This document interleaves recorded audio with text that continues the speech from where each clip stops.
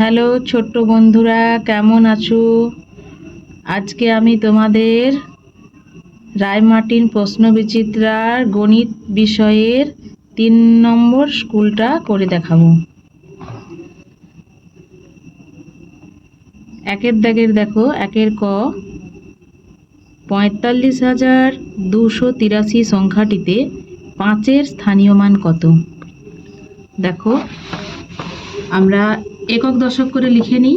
দেখো, একক, দশক, শতক, হাজার, অযুত, 5টা কোন জায়গায় পড়েছে? দেখো, হাজারের ঘরে পড়েছে, তাহলে লিখবো অতএব 5-এর স্থানীয় মান 5000।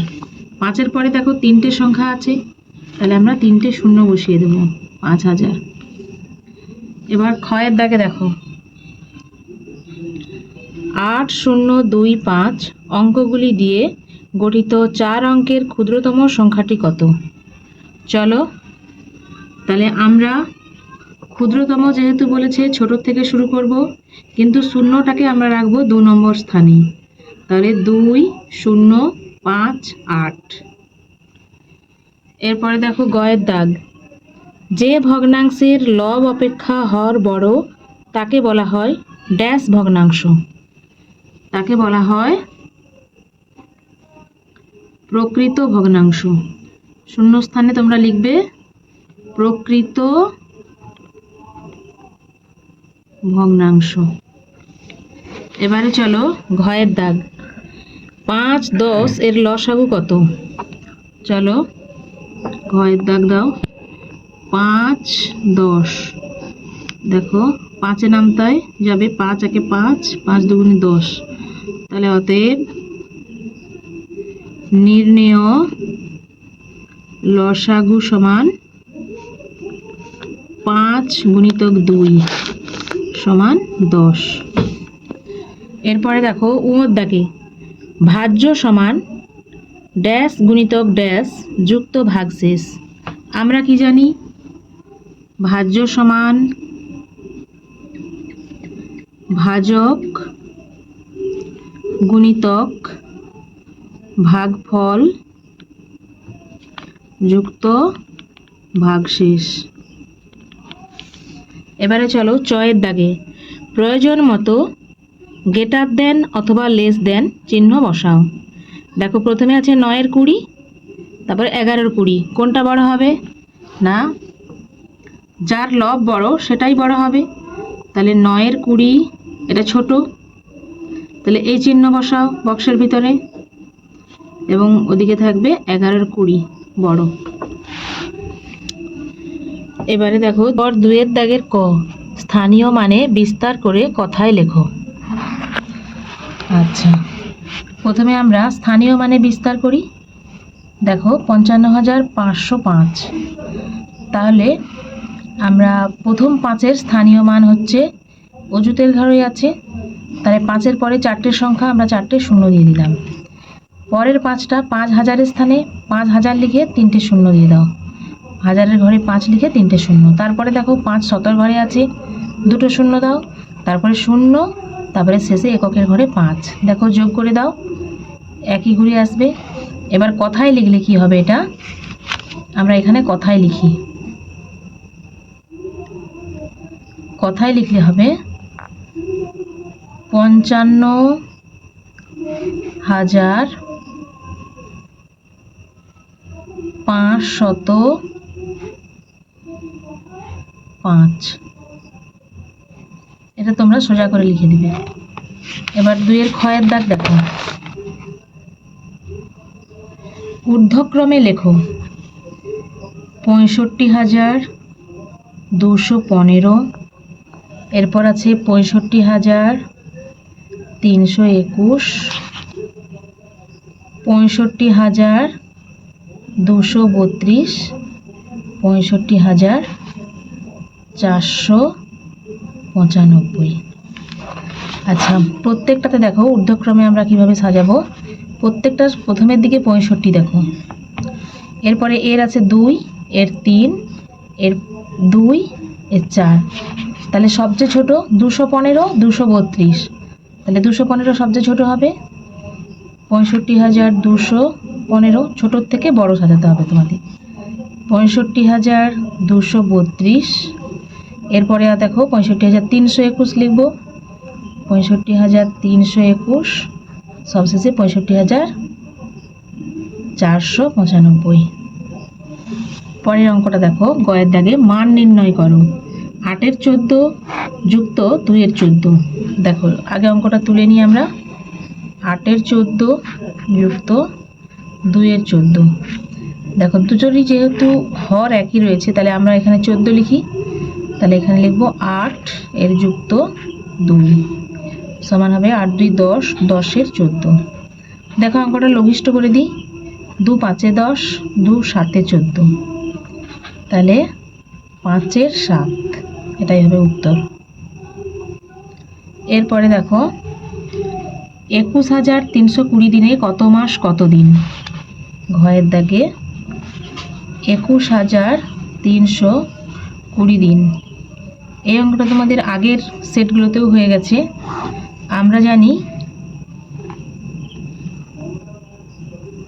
30 দিনে 1 মাস, তাহলে আমরা এটাকে 30 দিয়ে ভাগ করব। 30 7-এ 210, বিয়োগ করো, 3 হবে বিয়োগে, 2 নামবে, 30 1-এ 30, আবার বিয়োগ করো, 2 0 নামবে, যাচ্ছে না। তাহলে প্রথমেই বলি, উপর থেকে যেহেতু 0 নেমেছে নিচে, তাহলে এখানে কিন্তু এটা ভাগশেষ নয়। তোমরা 30 0 দিয়ে বিয়োগ করে ভাগশেষ নির্ণয় করবে। তাহলে হয়ে গেল 710 মাস 20 দিন। তাহলে উত্তর লিখো, অতএব 21,320 দিনে 710 মাস 20 দিন। এরপর দেখো 3-এর দাগের ক। 5 অঙ্কের ক্ষুদ্রতম সংখ্যা 3 অঙ্কের বৃহত্তম সংখ্যা থেকে কত বড়। তাহলে প্রথমে আমরা 5 অঙ্কের ক্ষুদ্রতম সংখ্যা লিখি। এই অঙ্কটাও আগেই হয়ে গেছে, আগের সেটগুলোতে হয়ে গেছে। তাহলে 1 লিখে 4টে শূন্য বসাও। এরপরে আছে 3 অঙ্কের বৃহত্তম সংখ্যা,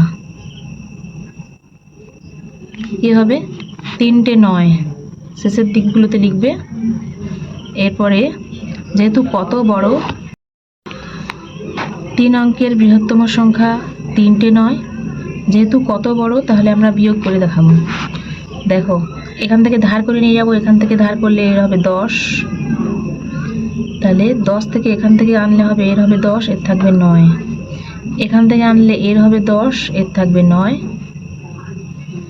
আবার এখান থেকে এখানে আনলে এর হবে 10, তাহলে 10 থেকে আমরা 9 বাদ দিলব, তাহলে 1। এখানে দেখো 9 থেকে 9 বাদ দিলে 0।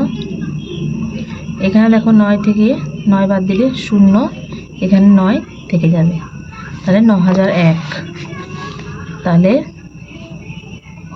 তাহলে তোমরা লিখবে যে 5 অঙ্কের ক্ষুদ্রতম সংখ্যা 3 অঙ্কের বৃহত্তম সংখ্যা থেকে 9001 বড়, এত বড়। নির্ণয় উত্তর এত লিখবে। অতএব নির্ণয় উত্তর 9001। পরের অঙ্কটায় চলে যাই আমরা। 3-এর দাগের খ। দেবব্রত বাবু তার 6 মাসের আয় দিয়ে 7 মাসের খরচ চালান। তার মাসিক খরচ 14,270 টাকা হলে তার 6 মাসের আয় কত।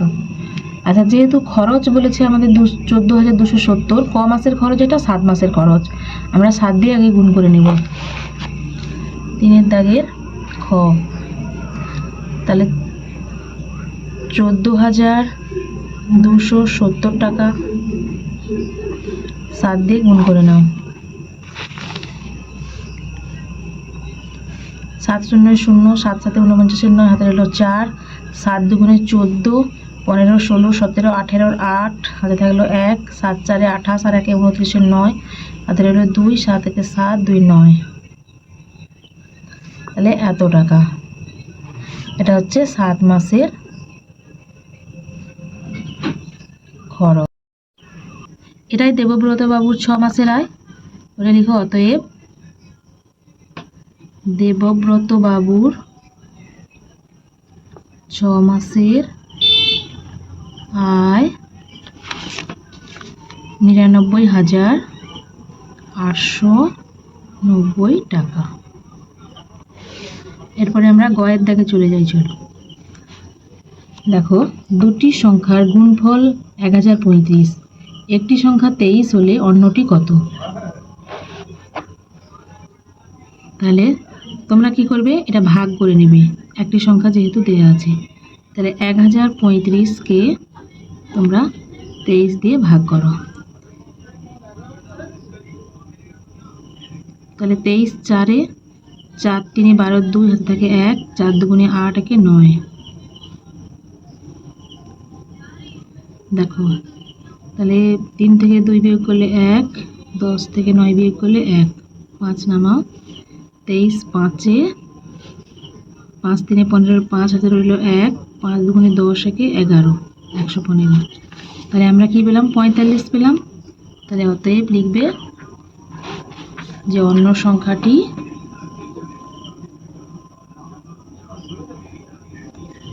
45। আজকে তাহলে এইটুকুই ছোট্ট বন্ধুরা, পরের দিন আমরা সেট 4 করব। ছোট্ট বন্ধুরা, আজকের মতো এতটুকুই। ভিডিওটি ভালো লাগলে লাইক, কমেন্ট, শেয়ার এবং সাবস্ক্রাইবের মাধ্যমে অবশ্যই পাশে থেকো।